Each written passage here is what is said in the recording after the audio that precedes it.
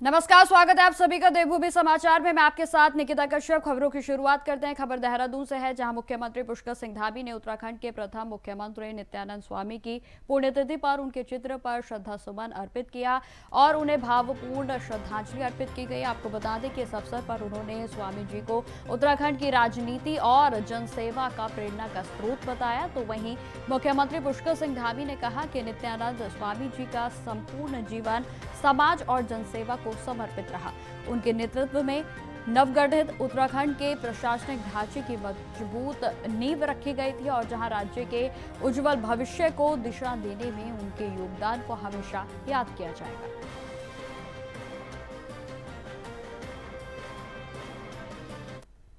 खबरों में आगे बढ़ते हैं। उत्तराखंड के गढ़वाल लोकसभा क्षेत्र में आगामी 13 दिसंबर से 25 दिसंबर तक सांसद खेल महोत्सव का आयोजन होने जा रहा है। आपको बता दें कि इस महोत्सव का शुभारंभ केंद्रीय खेल मंत्री मनसुख मंडाविया 13 दिसंबर को पौड़ी में करेंगे, जहां खेल महोत्सव का उद्देश्य युवाओं में खेल की भावना को बढ़ावा देना है। तो वहीं आपको बता दें कि उन्हें बड़े मंच पर प्रतिस्पर्धा का अवसर भी उपलब्ध कराना है, जहां इस सांसद खेल महोत्सव के तहत पौड़ी, श्रीनगर, रुद्रप्रयाग, चमोली और रामनगर में विभिन्न खेल प्रतियोगिताओं का आयोजन भी किया जाएगा। जहां आयोजकों का साफ तौर पर कहना है कि यह महोत्सव क्षेत्रीय खिलाड़ियों को आगे बढ़ाने और राज्य व राष्ट्रीय स्तर पर अपनी प्रतिभा को दिखाने के लिए महत्वपूर्ण अवसर प्रदान करेगा।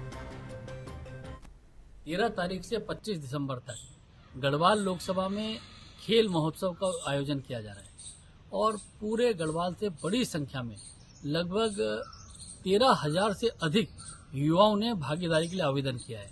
और हमें पूरा विश्वास है कि ये जो हमारा खेल महोत्सव हो रहा है गढ़वाल लोकसभा का, ये अभूतपूर्व होगा और बड़ी ये प्रसन्नता की बात है। गढ़वाल लोकसभा के लिए हम लोगों के गौरव की बात भी है कि देश के खेल मंत्री आदरणीय मनसुख भाई मांडवीय 13 तारीख को पौड़ी इनका उद्घाटन करने आने वाले हैं।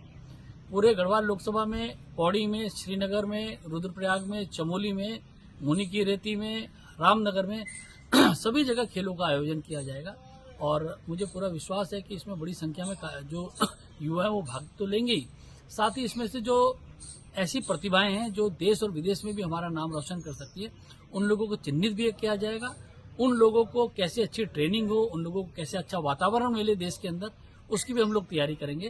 तो 13 तारीख को से 25 तारीख तक ये आयोजन होगा। मेरा आप लोगों के माध्यम से गढ़वाल लोकसभा के सभी नागरिकों से भी निवेदन है कि वो इन खेलों में उनको देखने भी आएँ, उनमें भागीदारी भी करें और गढ़वाल लोकसभा को इसी प्रकार से हम लोग सब लोग मिलकर आगे बढ़ाते रहें। खबरों में आगे बढ़ते हैं। अब खबर हल्द्वानी से है, जहां काठगोदाम स्थित सर्किट हाउस में कृषि मंत्री गणेश जोशी की अध्यक्षता में विभागीय समीक्षा बैठक की गई और जिसमें कि आपको बता दें कि उद्यान विभाग के अधिकारी मंत्री के सवालों पर असहज नजर आए। बता दें कि सरकारी योजनाओं की जानकारी पूछे जाने पर अधिकारी संतोषजनक जवाब नहीं दे पाए और जिस पर मंत्री नाराज दिखे तो उन्हें कड़ी फटकार भी लगाई गई। मंत्री ने चेतावनी देते हुए यह भी कहा है कि अगली बार सभी अधिकारी पूरी तैयारी के साथ बैठक में उपस्थित हों। जहां कृषि मंत्री ने कृषि विभाग और ग्रामीण विकास विभाग की समीक्षा की है और इस तरह की लापरवाही पर असंतोष भी जताया। उन्होंने साफ तौर पर कहा है कि केंद्र और राज्य सरकार लाभार्थियों तक योजनाओं का लाभ पहुंचाने के लिए निरंतर प्रयास कर रही है और इसलिए यह आवश्यक है कि अधिकारी योजनाओं की जानकारी जनप्रतिनिधियों व लाभार्थियों तक समय पर पहुंचाएं। तो वहीं बैठक में सभी अधिकारियों को स्पष्ट निर्देश दिए गए हैं कि अगली बैठक में तैयारी की कमी बिल्कुल भी बर्दाश्त नहीं की जाएगी।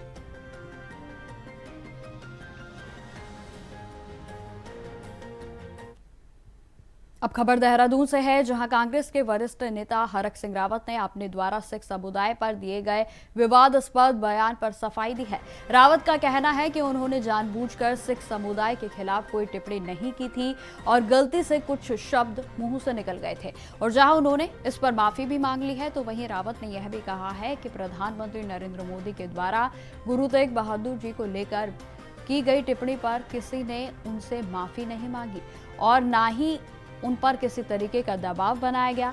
रावत ने अपने बयान में कहा कि उन्होंने गुरुद्वारे जाकर माफी मांगी और अब इस विषय पर और कुछ नहीं कहना चाहते। क्योंकि उस समय मेरे को जो है, मैं तो दिल्ली में मीटिंग में था, मैं तो उठा भी नहीं पा रहा था फ़ोन।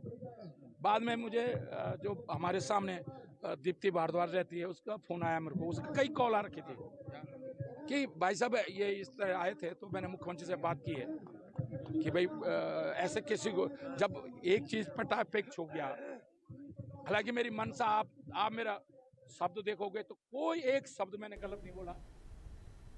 खबर देहरादून से ही है, जहां मुख्यमंत्री पुष्कर सिंह धामी की अध्यक्षता में आयोजित मंत्रिमंडल की बैठक में एक अहम निर्णय लिया गया। आपको बता दें कि अब प्रदेश में बिना भू उपयोग परिवर्तन यानी कि एलयूसी के कृषि भूमि पर भी रिजॉर्ट बनाए जा सकेंगे। जहां आपको बता दें कि इस फैसले पर कांग्रेस ने बीजेपी पर तंज कसा है। जहां कांग्रेस की प्रदेश प्रवक्ता प्रतिमा सिंह का कहना है कि यह बीजेपी का असली चेहरा है और जिसे कांग्रेस पिछले 8 वर्षों से बेनकाब कर रही है।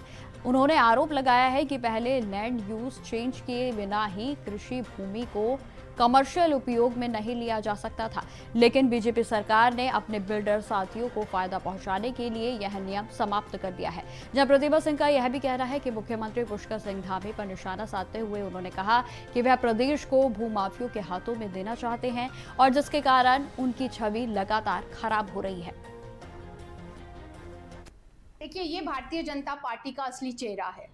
यही उनका असली चेहरा है जो कांग्रेस पार्टी उजागर करने का कार्य पिछले 8 सालों से कर रही है जनता के समक्ष। आप देखिए, पहले एक तरफ ये बात करते हैं कि सख्त भू कानून की, और दूसरी तरफ एक राज्य में 2 भू कानून लेकर के आते हैं। अब आप कह रहे हैं जो कृषि भूमि है, जिसका सदैव लैंड यूज चेंज करने के बाद ही उसे कमर्शियल जो है यूज में लाया जा सकता था, अब आप तो अपने बिल्डर साथियों को ये छूट भी देने का कार्य कर रहे हैं। अब तो आप किसी किसान के पास जा करके उसको धमका करके, उसको किसी भी तरीके से प्रलोभित करके उसकी जमीन ले लीजिए, उसे धोखा दे करके, क्योंकि लैंड यूज तो चेंज करना नहीं है, तहसील आपको जाना नहीं है और वहां पे आप रिजॉर्ट जो है बनाना शुरू कर दीजिए। यही है भारतीय जनता पार्टी का असली चेहरा। आप पूरे प्रदेश को जो है भूमाफियाओं के हाथ में सौंपने का जो कार्य कर रहे हैं। यही वजह है कि धामी जी की जो छवि है वो गिरती जा रही है और भारतीय जनता पार्टी की सरकार में कुछ ही दिन बचे हैं उनके।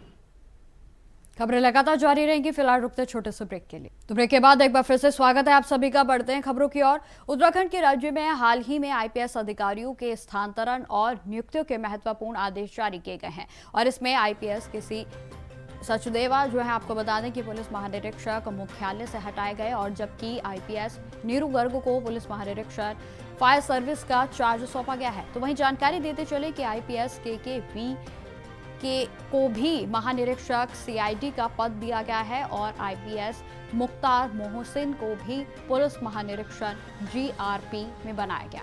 और इसके अलावा यह भी जानकारी दे दें कि आईपीएस निवेदिता कुकरेती को भी पुलिस उप महानिरीक्षक एसडीआरएफ में, तो वहीं आईपीएस हरीश वर्मा को सेनानायक 40वीं वाहिनी में पीएसी के हरिद्वार नियुक्त किया गया है।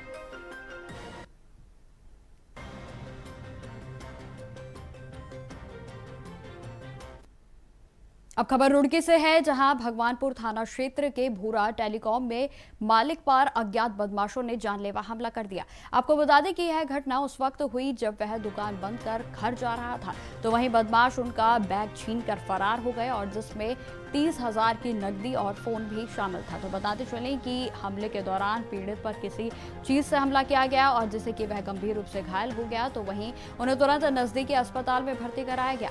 जानकारी देते चले कि गोलियों की आवाज सुनने का दावा जो है वो आसपास के लोगों ने किया है, लेकिन गोली चलने का मामला अभी तक जांच का विषय जो है लगातार बना रहा है। जहां आपको बताते चले कि भगवानपुर पुलिस ने घटनास्थल के आसपास चेकिंग अभियान को शुरू कर दिया है, तो वहीं जल्द ही आरोपियों को उनको गिरफ्तार करने का आश्वासन जो है वो पुलिस की ओर से दिया गया।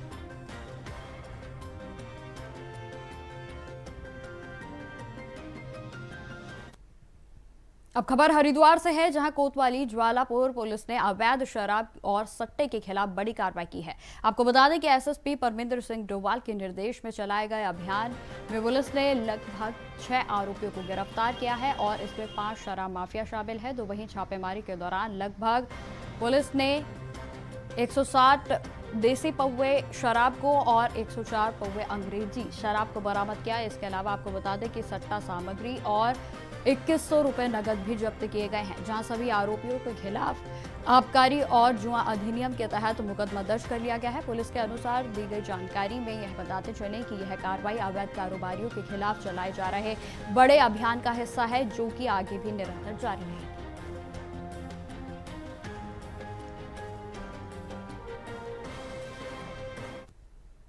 खबर देहरादून से है, जहां उत्तराखंड नर्सिंग एकता मंच ने अपनी लंबित मांगों को लेकर स्वास्थ्य मंत्री डॉक्टर धन सिंह रावत के आवास पर घेराव किया। बता दें कि नर्सिंग कर्मियों का आरोप है कि वे वर्षों से भर्ती प्रक्रिया में सुधार की मांग कर रहे हैं, लेकिन सरकार कोई भी ठोस कदम नहीं उठा रही है। जहां प्रदर्शन में कांग्रेस के नेता हरक सिंह रावत भी शामिल हुए और जिन्होंने नर्सिंग के कर्मचारियों को समर्थन दिया है, तो वहीं सरकार की हठधर्मिता को दुखद बताया। जहां आपको बताते चले कि नर्सिंग कर्मी भर्ती प्रक्रिया को परीक्षा आधारित प्रणाली से हटाकर वर्षवार करने, 2500 रिक्त स्थानों पर भर्ती करने, बाहरी अभ्यर्थियों पर रोक और ओवरएज हो चुके स्थानीय अभ्यर्थियों को आयु में छूट देने की मांग लगातार की जा रही है।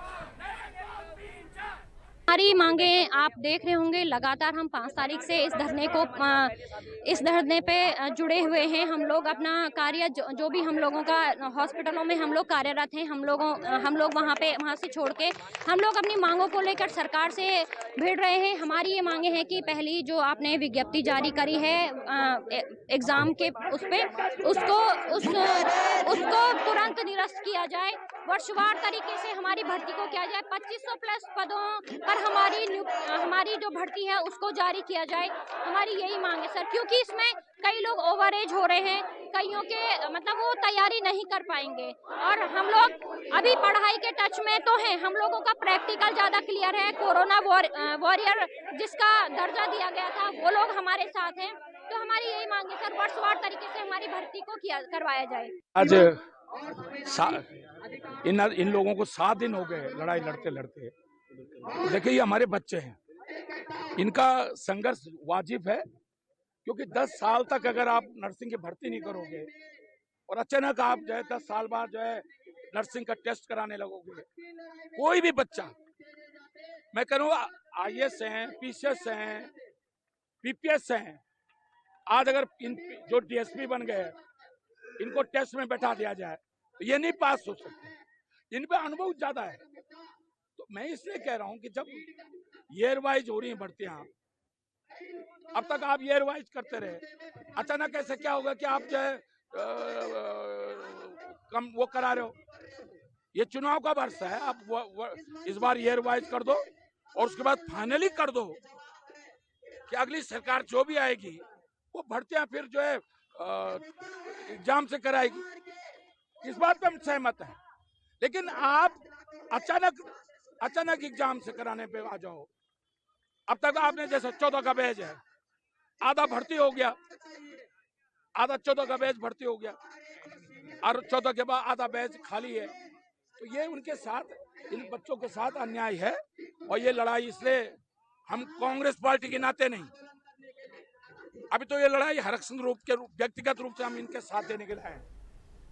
खबरों में आगे बढ़ते हैं। खबर देहरादून से ही आपको बता दें कि जहां बीजेपी के वरिष्ठ विधायक और प्रदेश प्रवक्ता विनोद चमोली ने एक बार फिर से कांग्रेस के नेताओं पर जुबानी हमला बोला है। उन्होंने कहा कि कांग्रेस पार्टी भी चुनाव अभियान समिति और चुनाव प्रबंधन समिति का ऐलान बहुत पहले कर दिया गया, जो इस बात का संकेत है कि पार्टी में वर्चस्व की लड़ाई चल रही है। जहां चमोली ने आरोप लगाया है कि कांग्रेस के नेतृत्व को लेकर स्पष्टता की कमी है और जिससे कि पार्टी की स्थिति कमजोर हो रही है। तो वहीं उन्होंने यह भी कहा कि इस आंतरिक संघर्ष में सबसे बड़ा नुकसान पूर्व मुख्यमंत्री हरीश रावत को हुआ है, क्योंकि वह पार्टी के सबसे सीनियर नेता हैं और उनके लिए यह स्थिति असहज बनी हुई है।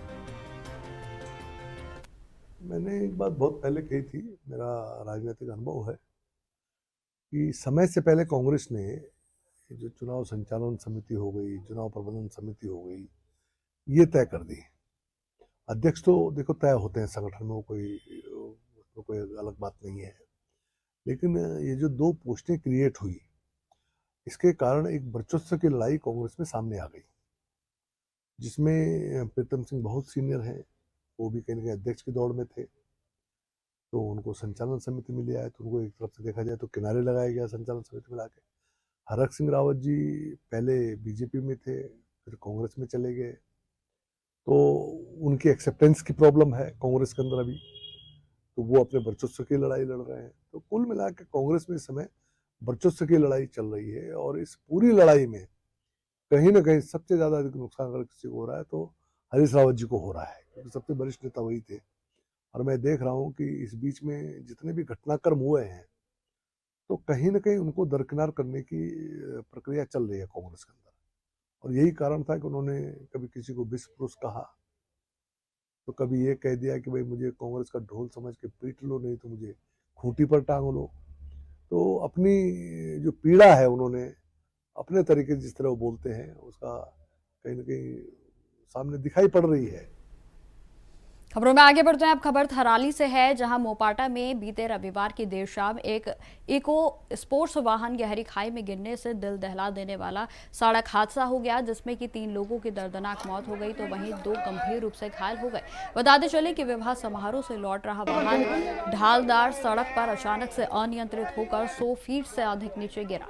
और जहां हैरानी की बात यह है कि हादसे के समय चालक वाहन में मौजूद ही नहीं था, और जिससे कि घटना को लेकर कई सवाल खड़े हो गए हैं। तो वहीं हादसे में चोड़ गांव की 2 महिलाएं बसंती देवी और मोहनी देवी की मौके पर ही दर्दनाक मौत हो गई, जबकि गंभीर रूप से घायल भजन सिंह ने 108 एम्बुलेंस में अस्पताल से ले जाते समय जो है वो दम तोड़ दिया। तो वहीं आपको बताते चले कि 2 अन्य घायलों को देवाल के प्राथमिक स्वास्थ्य केंद्र से हायर सेंटर के लिए रेफर कर दिया गया है। घटना से पूरे क्षेत्र में कोहराम मच गया, तो वहीं गांव में भी गमगीन माहौल व्याप्त है।